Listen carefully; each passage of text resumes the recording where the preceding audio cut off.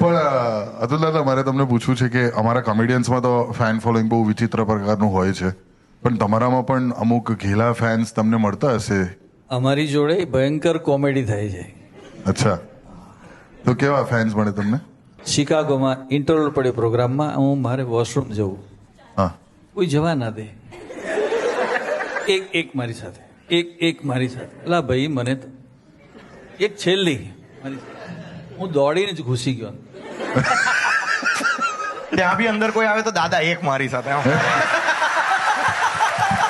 પેલો લિટરલી છોકરો બહાર ઊભો રહ્યો. અચ્છા, અને જેવો હું નીકળ્યો, દાદા હું બેટા મને હાથ તો ધોવા દે. ના ના ના, એ બધું પછી થશે, પહેલા.